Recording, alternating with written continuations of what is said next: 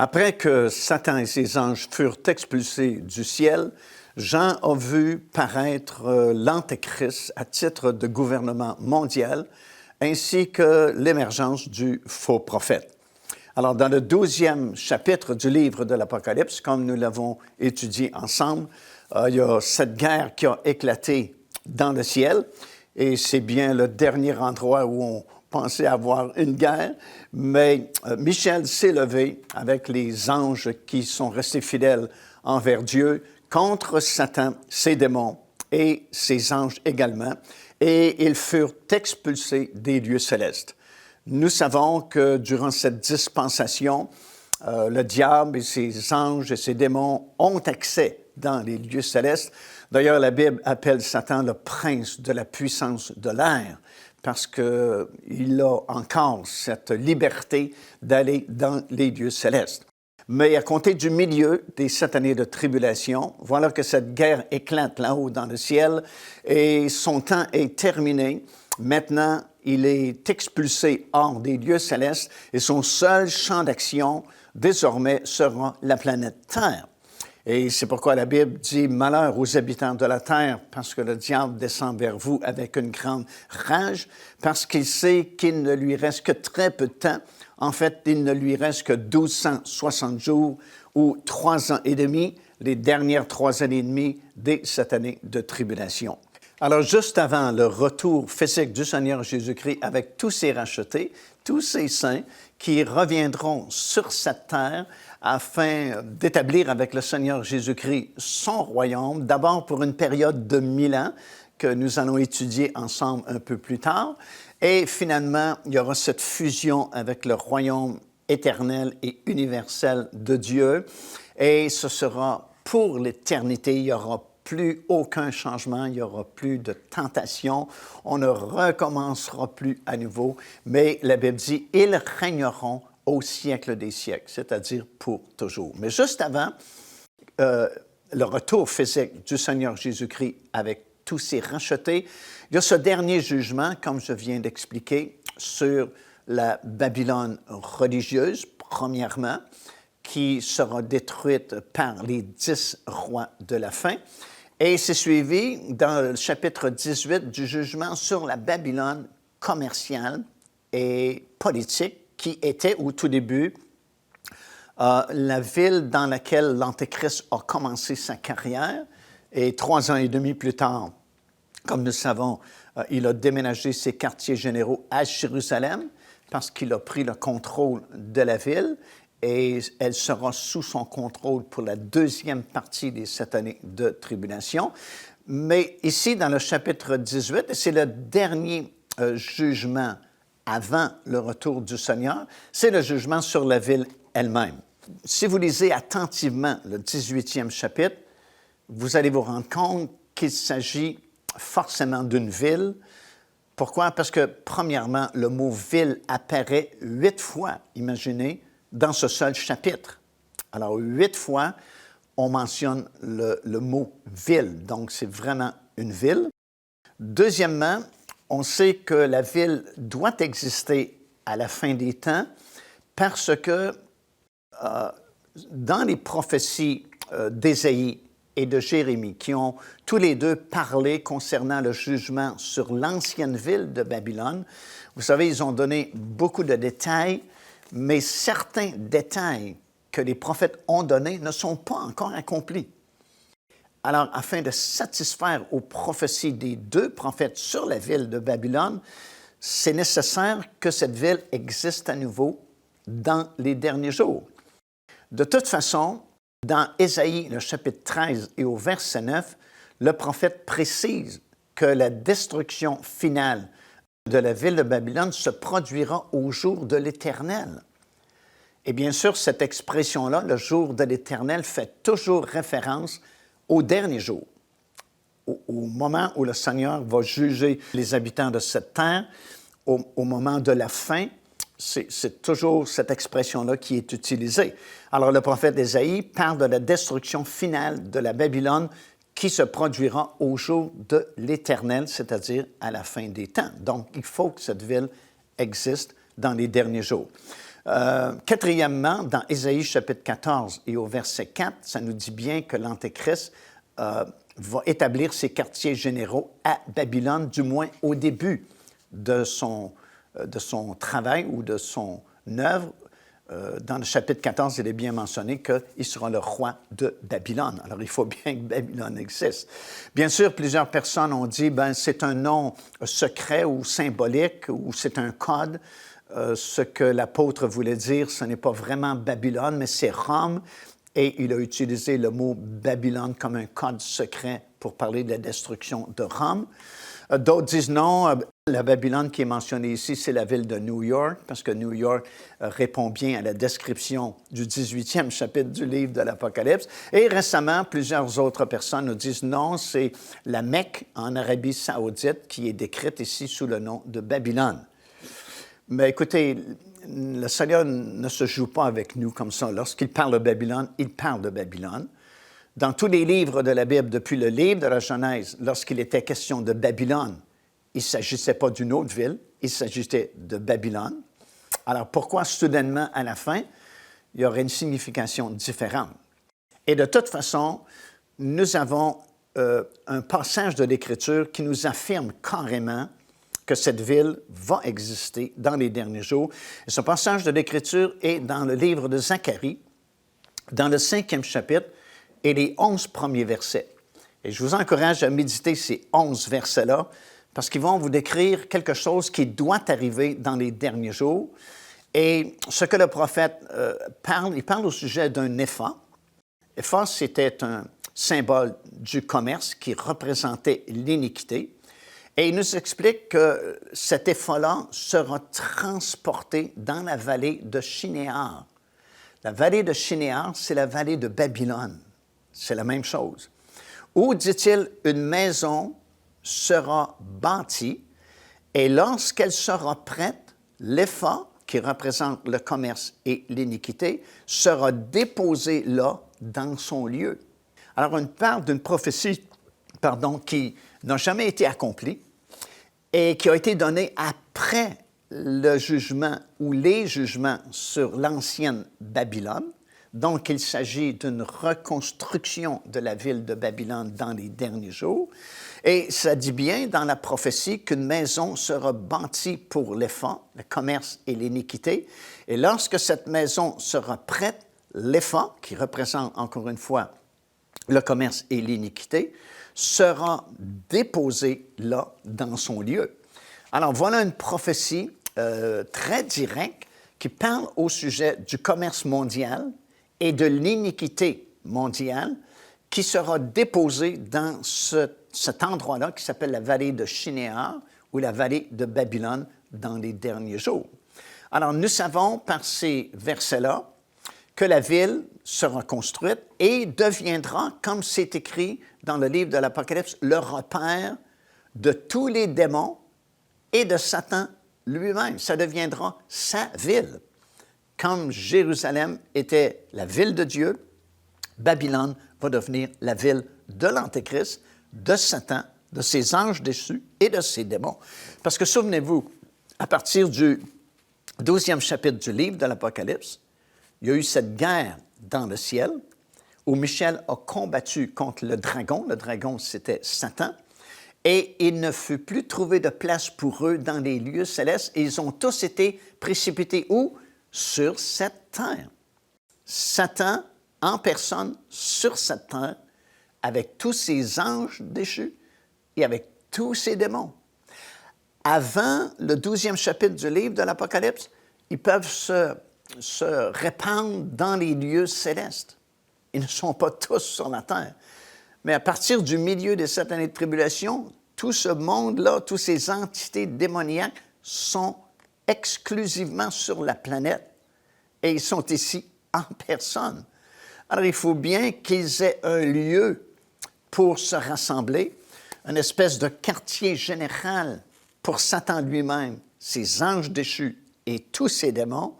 Et nous apprenons que Babylone va devenir le repère de tout esprit impur et de tout démon et de tout ce qui se passe comme abomination et impureté et impudicité sur la planète. Alors, c'est pourquoi Babylone doit exister dans ces derniers jours. Satan doit avoir un lieu où il rassemble ses armées, puis cet endroit sera Babylone. Elle sera reconstruite parce que souvent les gens disent, OK, on est rendu à la fin, tous les signes ont été accomplis, le Seigneur Jésus-Christ est sur le point de revenir chercher ceux qui se sont préparés et le reste va suivre très rapidement et on n'a pas le temps de construire une ville. Puis là, vous seriez surpris parce que déjà au début des 7 années de tribulation, il y a une invasion des anges déchus qui avaient créé cette race de géants à l'époque de Noé et qui avaient assisté les êtres humains à l'époque pour la construction de structures qui existent encore aujourd'hui et on ne peut comprendre comment ces structures ont été faites, ont été construites. Et partout sur la planète, dans différentes régions du monde, vous voyez encore ces structures-là qui ont été construites comme surnaturellement par la participation de ces anges déchus à cette époque-là.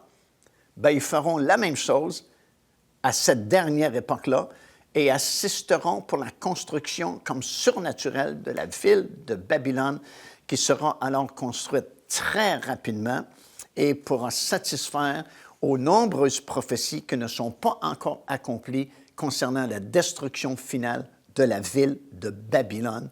Et ça va se produire maintenant très rapidement, comme nous pouvons le constater.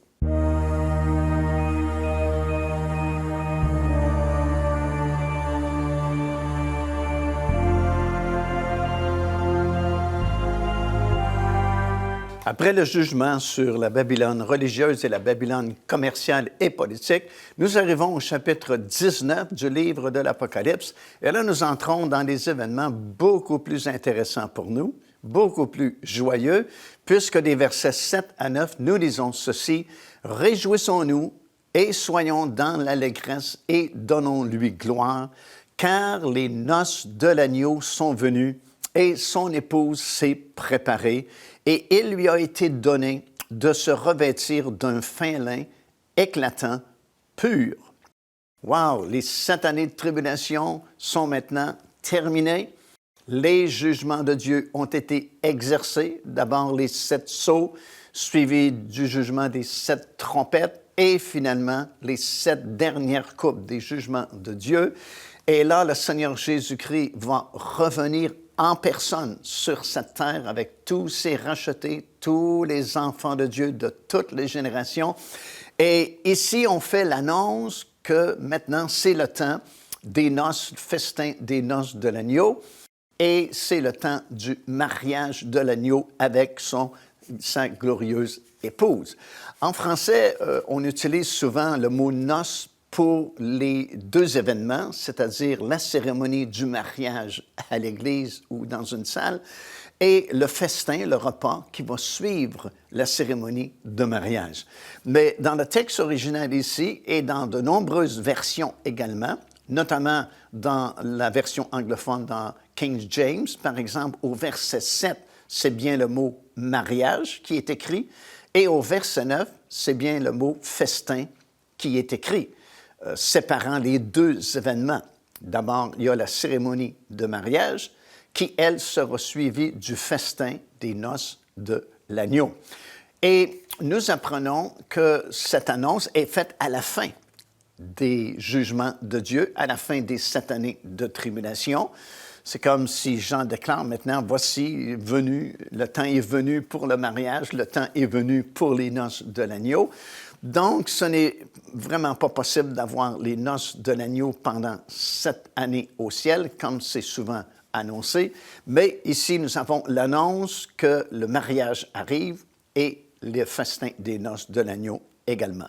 Alors, le mariage et le festin des noces de l'agneau auront lieu à la fin des 7 années de tribulation, et non pas au ciel, mais ici-bas, sur la terre, et après le retour du Seigneur Jésus-Christ, comme nous en parlerons avec plus de détails un peu plus tard. Puis, dans le même chapitre, des versets 11 jusqu'au verset 19, nous lisons cette fois-ci, « Puis je vis le ciel ouvert, et voici parut un cheval blanc, et celui qui le montait s'appelle Fidèle et véritable. Il est appelé le véritable en comparaison du cavalier monté sur un autre cheval blanc que nous avons lu dans le début des 7 années de tribulation. En fait, c'est justement à l'ouverture du premier sceau du livre, 7 sceaux, il y a ce cavalier qui est sorti, qui représentait l'Antéchrist et le début de sa conquête mondiale.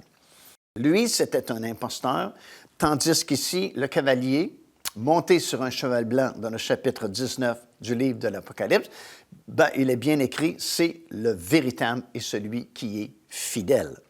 Au tout début, lorsque le premier sceau a été brisé, l'Antéchrist a commencé sa conquête mondiale. Il avait déjà fait son apparition quelque temps auparavant, confirmant cette alliance de Daniel 9, 27. Et très peu de temps après, il débute sa conquête mondiale et il y aura encore trop de force, de puissance dans ce monde. Il sera incapable de se saisir du contrôle mondial au tout début. En fait, ça va lui prendre 3 ans et demi avant qu'il ne puisse réussir cet exploit et devenir le gouvernement mondial, comme j'ai expliqué précédemment. Alors, celui-ci, il est appelé le fidèle et le véritable, parce que c'est justement le véritable, le Seigneur Jésus-Christ, qui revient à ce moment-là. Nous sommes à la fin des 7 années de tribulation. Et comme nous le verrons un peu plus tard, il est suivi de tous ses saints et de tous ses rachetés et de tous ses anges. Nous lisons ça dans le livre du prophète Zacharie et nous lisons ça également dans l'Évangile de Matthieu dans le Nouveau Testament. C'est le retour du Seigneur Jésus-Christ, non pas dans les airs, comme ce fut le cas à l'occasion de l'enlèvement de l'Église, mais cette fois-là, il revient sur cette terre. Alors, il faut bien comprendre que son retour se fait en 2 phases, tout comme il y a eu 2 ascensions, vraiment. Il y a une ascension secrète dans le jardin du tombeau, après la résurrection du Seigneur Jésus-Christ. Les femmes sont venues avec des aromates pour embaumer le corps du Seigneur. Mais comme nous le savons, Jésus était déjà ressuscité et les anges qui étaient là ont dit aux femmes, « Pourquoi cherchez-vous parmi les morts celui qui est vivant? » Et toutes les femmes ont été satisfaites de la réponse de l'ange, sauf Marie, comme nous le savons, qui s'est dit en elle-même, « D'accord, il n'est pas ici, mais où est-il? Je veux le voir. » Et elle voit cet homme, elle pense que c'est le jardinier, mais en réalité, comme nous le savons, c'était le Seigneur Jésus-Christ, avec son vêtement de souverain sacrificateur. Et au moment où il s'apprêtait à monter au ciel, avant son ascension, 40 jours plus tard, parce que, dit-il, je dois monter vers mon Père, votre Dieu, parce qu'à ce moment-là, il est devenu notre souverain sacrificateur. Il a dû récupérer son propre sang, puisque la Bible va nous enseigner dans l'Épître aux Hébreux que le Seigneur Jésus-Christ a fait l'aspersion sur le propitiatoire là-haut dans le ciel avec son propre sang. Donc, c'est à ce moment-là que l'aspersion avec le sang de Jésus a été faite sur le propitiatoire là-haut dans le ciel. Puis, il est revenu sur cette terre et a vécu pendant 40 jours avec ses disciples. 40 jours plus tard, du sommet, cette fois-là, de la montagne des Oliviers, il y a eu cette ascension, il est retourné vers son Père là-haut dans le ciel. Bien, un peu dans la même façon, il n'y a pas 2 retours du Seigneur, mais un retour en 2 phases, puisque premièrement, il vient sur la nuée chercher ceux qui s'étaient préparés, et à peu près 7 ans plus tard, il va revenir cette fois-là avec tous ses rachetés pour établir son royaume sur cette terre. Alors, il y a bel et bien une différence entre les 2 événements. Certains ne voient pas cette distinction-là, ne parlent que d'une phase unique du retour du Seigneur à la fin des 7 années de tribulation. Mais il y a bel et bien ces 2 phases-là, si nous étudions attentivement les versets de la parole du Seigneur. Et c'est comme, ça saute aux yeux vraiment, parce qu'au tout début, lorsqu'il vient dans les airs, c'est nous qui allons à sa rencontre. Tandis que plus tard, Zacharie, chapitre 14, verset 4 et le verset 5 affirment que lorsqu'il reviendra sur la terre, il ne revient pas seul, il revient avec tous ses saints et tous ses rachetés. Donc, si nous revenons avec lui, bien, c'est évident qu'il faut avoir parti plus tôt, il faut avoir été enlevé plus tôt pour nous permettre de revenir avec lui. également, dans l'enseignement de Paul aux Corinthiens, parlant de l'enlèvement de nous qui serons vivants à cette époque-là, il affirme que ça se fera dans un instant, dans un clin d'œil. Et le mot « instant » qui est utilisé vient du mot grec où nous avons le mot « atome », la plus petite partie. Et dans un clin d'œil, une fraction de seconde, et nous sommes partis. Personne sur la planète ne verra l'enlèvement des croyants parce que ça se fera trop rapidement. Par contre, lorsqu'il reviendra à peu près 7 ans plus tard, nous lisons dans Apocalypse, 1er chapitre, et au verset 7, que lorsqu'il va revenir, tout œil le verra. Alors, c'est évident que ce n'est pas le même moment, parce qu'à l'enlèvement, ça se fera tellement rapidement que personne n'aura l'occasion de voir ce qui va se passer, tandis qu'à son retour, la Bible affirme que tout œil le verra. Il faut donc qu'il y ait 2 phases à son retour. Tout d'abord, l'enlèvement des croyants, et puis après, son retour avec tous les croyants. D'ailleurs, pour que tout œil puisse le voir et voir l'armée qui l'accompagne, l'armée des cieux, ses anges et tous ses rachetés, il faut que cette descente se fasse quand même lentement. Et c'est ce qui va se produire lors de la bataille d'Armageddon, alors que la ville de Jérusalem est presque tombée et des milliers de personnes sont déjà mortes. Tout à coup, les caméras de télévision qui filmaient la bataille, et on pouvait la voir en direct, ne sont plus intéressées par les morts qui tombent, mais cette drôle d'armée qui vient du ciel. Alors, ça va accomplir cette parole à ce moment-là. Tout œil verra le retour du Seigneur Jésus. Au verset 13 de ce 19e chapitre, il y a quelque chose de remarquable qui est écrit. Il est écrit que son vêtement était teint de sang. Comment se fait-il que le vêtement du Seigneur Jésus-Christ, alors qu'il s'apprête à revenir avec tous ses rachetés et tous ses saints sur cette terre, soit teint de sang? Nous avons la réponse dans le prophète Ésaïe, le 63e chapitre. Nous lisons ceci à compter du 1er verset. « Qui est celui qui vient d'Édom, de Botsra, en vêtements rouges, en habits écarlates, et se redressant avec fierté dans la plénitude de sa force? C'est moi qui ai promis le salut, qui ai le pouvoir de délivrer. » Et au verset 3, il est écrit, « J'ai été seul à fouler au pressoir, et le sang a jailli sur mes vêtements. » Alors, nous apprenons par la bouche du prophète Ésaïe et par différents autres versets dans la parole du Seigneur que je vais vous citer dans quelques instants, qu'avant le retour physique du Seigneur Jésus-Christ avec tous ses rachetés, pour mettre un terme à la bataille d'Armageddon qui fera rage à ce moment-là, il va d'abord venir seul dans un endroit que la Bible appelle Botsra. Et Botsra, c'est l'ancien nom de cette région-là où se trouve présentement la ville de Pétra, située dans le territoire d'Édom, comme on a déjà expliqué, qui lui se trouve dans la partie sud de la Jordanie. On sait que la Jordanie est un pays récent. Autrefois, à l'époque biblique, c'était connu sous le nom de Ammon, Moab et Édom. Ammon, c'est le nord de la Jordanie moderne. Moab se situe au centre du pays. Et le sud du pays, c'est le territoire, l'ancien territoire d'Édom. Et nous savons que ce territoire-là va échapper au contrôle de l'Antéchrist. Cette prophétie-là se trouve dans le livre de Daniel, dans le 11e chapitre. Et c'est dans ce territoire-là d'Édom, donc dans le sud de la Jordanie, qu'une partie d'Israël va pouvoir se réfugier au milieu des 7 années de tribulation, alors que l'Antéchrist va s'auto-proclamer Dieu, et surtout au moment où le faux prophète demandera aux gens de se faire une image de cet homme et de l'adorer, et que lui-même, bien sûr, s'auto-proclamera Dieu et va s'asseoir dans le lieu très saint du temple. Ce sera le signal pour ceux qui auront du discernement spirituel parmi le peuple juif à ce moment-là de fuir. Et selon les instructions de la parole de Dieu, ils devront fuir dans les montagnes et dans le désert. Et le seul endroit possible sera ce territoire-là, dans le sud de la Jordanie, qui répond aux exigences mentionnées dans la parole du Seigneur. Et cette région-là était connue autrefois sous le nom de Botsra. Et Bozra, le mot Bozra veut dire une bergerie. Et écoutez ce que le prophète Michée, chapitre 2 et verset 12, a à dire.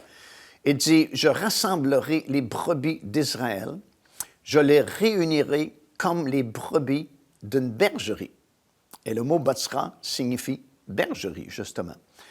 Les bergers, à l'époque, n'avaient qu'une seule porte d'entrée pour les bergeries parce que c'était plus facile pour eux de surveiller les brebis alors qu'ils étaient à l'intérieur de la bergerie. Ils n'avaient qu'à s'asseoir à l'entrée de la bergerie pour surveiller les brebis pour ne pas qu'elles s'enfuient. C'est la même chose avec la ville de Pétra. Si un jour vous visitez la ville de Pétra ou vous la voyez sur Internet ou sur des DVD, il n'y a qu'une seule voie d'accès, ce long corridor qu'on appelle le SIC, qui est très long et c'est la seule entrée pour la ville de Pétra qui se trouve à l'intérieur de ce long corridor-là. Écoutez ce que le prophète Ésaïe dit également dans le 16e chapitre à compter du 1er verset. « Envoie les agneaux aux souverains du pays, envoie-les de Séla, c'est un ancien nom pour Pétra, par le désert à la montagne de la fille de Sion. » Alors, ce que les prophètes ont annoncé, et c'est curieux de prendre le mot « Bozra » dans votre Bible et avec une concordance, faire le tour des versets qui parlent de Bozra, parce qu'ils sont très nombreux. Il y a beaucoup de versets qui parlent de cette fameuse bataille-là qui aura lieu à la toute fin des temps dans la région de Bozra. Et en effet, Jérémie, chapitre 49, parle au sujet de cette grande bataille-là que le Seigneur Jésus-Christ livrera seul, comme lui-même l'a dit dans Isaïe 63, dans la région de Bozra. Et dans Jérémie, chapitre 49 et au verset 13, nous lisons ceci, « Car je le jure par moi-même, dit l'Éternel, Bozra sera un objet de désolation, d'opprobre et de dévastation et de malédiction. » Et si vous continuez la lecture au verset 21, ça dit « Au bruit de leur chute, la terre tremblera, leur cri se fera entendre jusqu'à la mer Rouge. Voici comme l'aigle s'avance, il vole, il étend ses ailes sur Bozra.